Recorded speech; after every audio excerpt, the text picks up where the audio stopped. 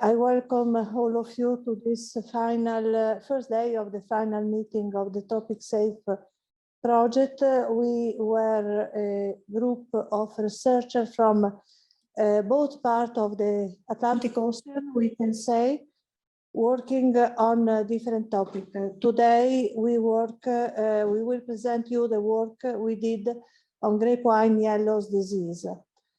This overview I am presenting now is on behalf of the other scientists working on this topic in the project that are Nicola Fiore from University of Santiago in Chile, Johan Burger from the Stellenbosch University in South Africa, and Marina Del Mastia from the National Institute of Biology in Slovenia. I am from, as Rafael told you, from the Italy, University of Bologna.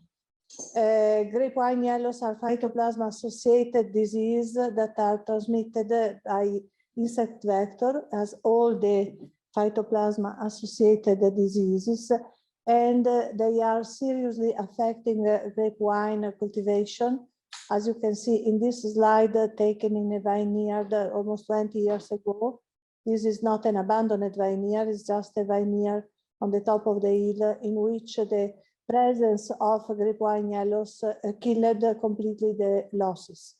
These diseases are becoming increasingly important because of also the climate change are helping them to be disseminated in more and more part by insect vectors. This is an example of a forecast produced by bioinformatics about Chile. This is a piece of Chile. It was done by our colleague there, and it is what can happen if one of the vectors of the grapevine yellows, the most dangerous for Europe, that is Flavescens doré, and the vector is a leaf hopper, Scaphoideus titanus, is not present in Chile at all. But if for a case it will be introduced, you see the different scenarios that are marked by the color. Increasingly, it can be like in the right geographic map, quite a disaster. So it is very important to take care of the disease associated with these phytoplasmas. In grapevine, until now, there were identified 12 Candidatus phytoplasma species and belonging to 10 ribosomal group and 17 ribosomal subgroup. And there is one phytoplasma, the one I just mentioned, Flavescens doré, that is a quarantine phytoplasma for Europe and also for the rest of the world, for which we have not an official name. We call it Flavescens doré because there are not the possibility to do this under the present rules for classification. For giving a name and to work on phytoplasma, I just like to remind all of you that there is an official, only unique in the world, collection of phytoplasma strain that is maintained at my university under the EPOCU Bank frame at the University of Bologna. And if you are interested and you want to study phytoplasma, you can always ask strain from this repository officially. Why is not moving? What you are? No. Just a moment, sorry. You are so soon, you have to change your. Yes, do click there. What I have to change? No, non avanti più. I'm sorry. Perché c'è molta gente che vuole entrare. Oops, sorry, now it moved too much. Sorry. Okay, okay, sorry for the technical problem, but a lot of people are trying to enter our room in this moment. This is quite a summary of the list. I will not take too much time for this. As you can see, this is the list of the different phytoplasmas and the different parts of the world where these phytoplasma were identified. I marked in red the country in which phytoplasma were studied under this project, that is South Africa Italy and Chile.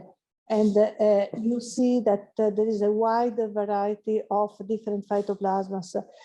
In spite of being different phytoplasmas, the more important one are phytoplasmas in group 5, in which the flavescens doré phytoplasma are enclosed. Group 5 is containing several different phytoplasmas, not only the one infecting grape wine. There are other phytoplasma infecting elm, jujube, and rubus, and also an autochthonous plant in Myanmar, Balanites triflora. But these are differentiable molecularly from the one of flavescens doré. Flavescens doré is enclosed in two subgroups, 5C and 5D. The 5C phytoplasmas are detected in grape wine, but also in other alternative hosts, like some of them are clematis and ailanthus, and it is transmitted by Scaphoideus titanus, but also by other insect vectors like Dictyophora europea and recently founded Orientus ishida. The group D phytoplasma are not very different on the molecular side, but they are only detected until now in grape wine, and they are only transmitted by Scaphoideus titanus. So they look very specific. And when a strain is very specific, is more dangerous. Other two phytoplasma in this group are infecting grape wine worldwide. There is another subgroup C that is mainly detected in Germany, but it is transmitted by Oncopsis almi, so it is not Flavescens doré. And there is another group A, or Candidatus ulmi, Yellows, that incidentally can infect grape wine, but again is not Flavescens doré. So these two are also infecting grape wine, but are not of quarantine relevance. The other main phytoplasma that is present worldwide is associated with a disease known as Bois noir, and it is Candidatus phytoplasma solani. In this case, we have a Candidatus. Candidatus phytoplasma solani is transmitted by some insect vector, at least we know Hyalestes obsoletus and Reptalus panzeri, and there is a list, you see here a short list, but there is much more of alternative host plant.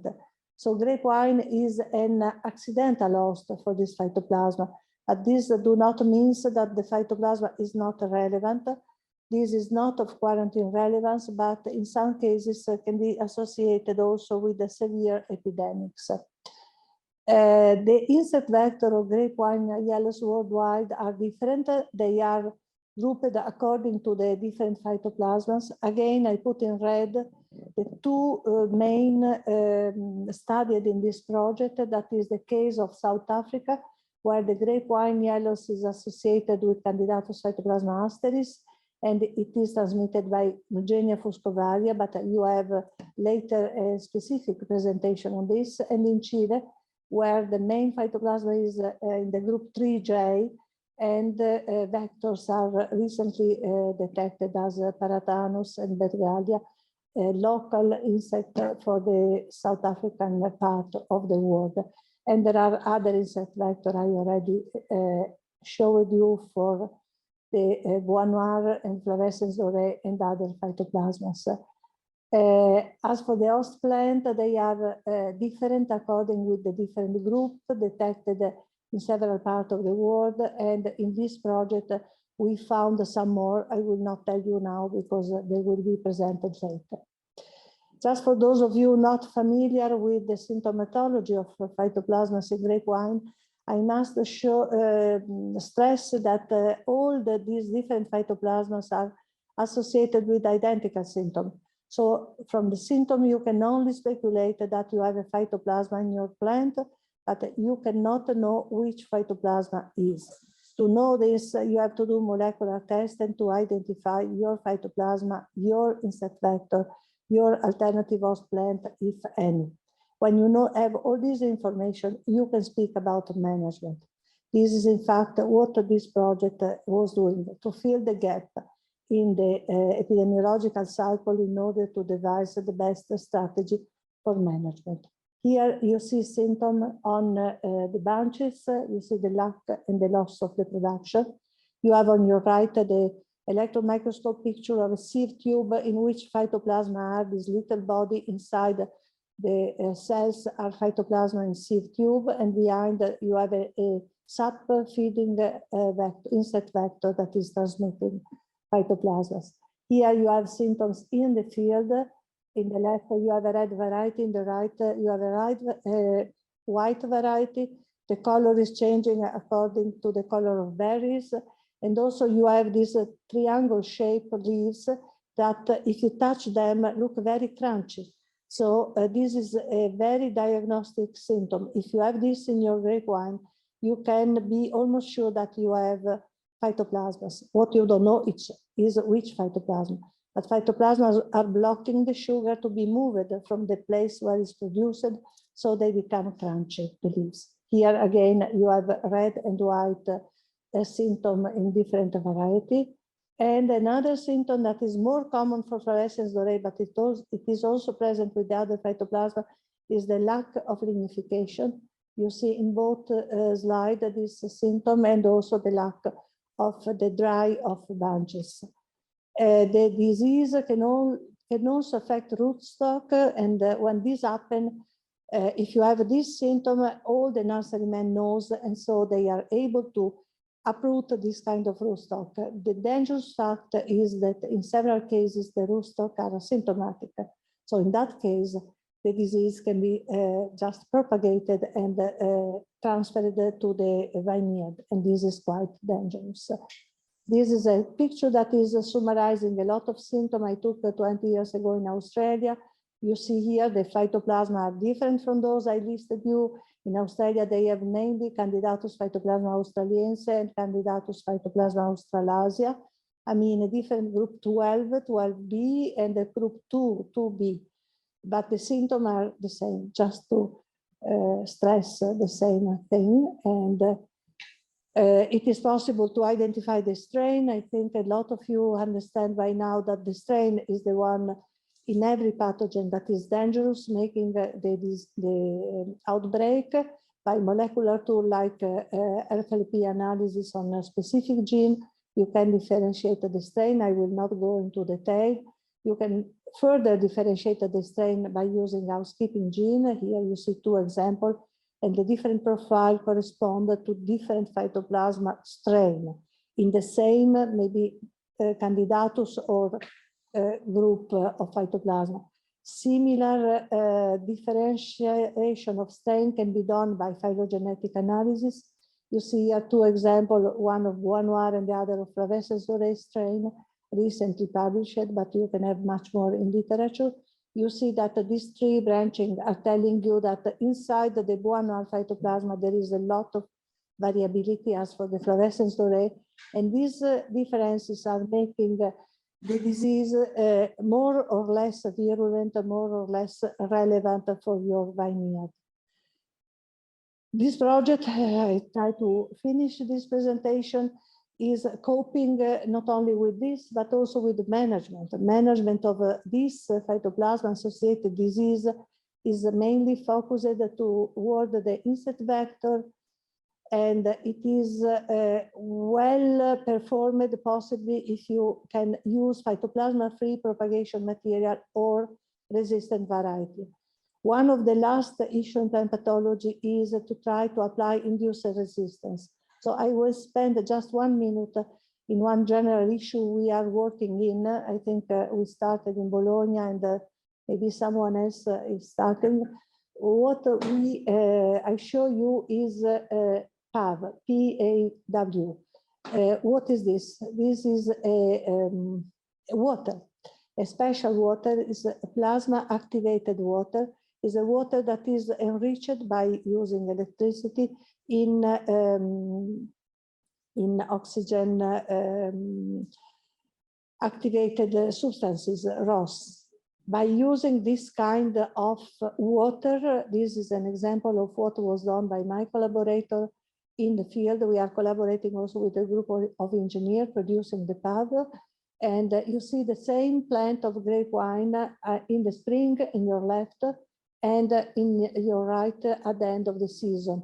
By injecting this special, let's say, water, we were able to have the plant sprouting and also producing something. Generally speaking, we tested this plant and we see that the number of infected plants after the treatment with this was reduced.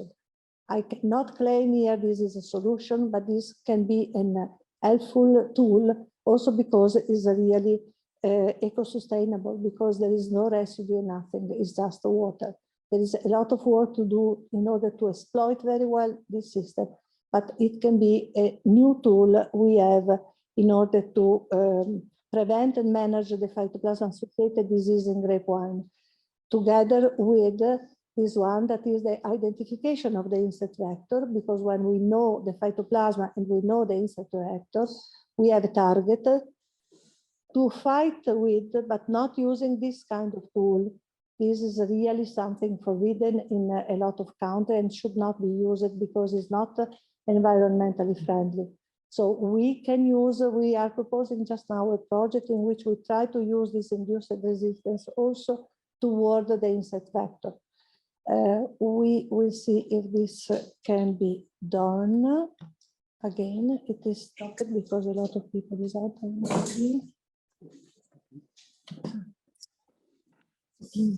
No, sono pas fini. Click on the diagram. Sorry for the, again, technical. Two people stopped. Sorry, it's because people is entering while we are presenting. With the mouse. Sulla diapo, click sulla diapo. Sulla diapo? Okay. So quickly, I come to the end. There is the work of Tropicsafe. Here you have the country working on the grape wine, Chile, South Africa, and Italy. So the two parts of the ocean. I told you this is a transoceanic project. The symptomatology is the same everywhere. So what we try to find was the epidemiological cycle. And what we also used was the possibility that was recently achieved to produce phytoplasma-rich colony. And you will see this presented later using phytoplasma isolated from grape wine. We were able to produce antibody and to be able to improve a little bit also the detection of this phytoplasma. The work in Italy was done in this area where we had the kickoff, that is a Prosecco. I think the majority of you know this famous wine. These are just a season in Prosecco area. And I thank you for your attention, but I really have a very last slide. I hope to have it in some way. Okay, I like to finish this introduction to the full meeting with a legacy of this person who is with me in 2011 in the second IPWG meeting we had in Germany. His name, for the young of you who don't know him, is Karl Maramoros. He was one of the first pioneers studying phytoplasmas. He was an entomologist. He passed away at 101 years old in 2016. Sorry, but I want to stay in that slide. I don't know why it's moving. His legacy is this. For all of us, we need to keep in mind and to produce this at this point of life. Science recognizes no border. Continue, he said to us, continue to work for an educated, peaceful world. This is what I want to say, and thank you for your attention.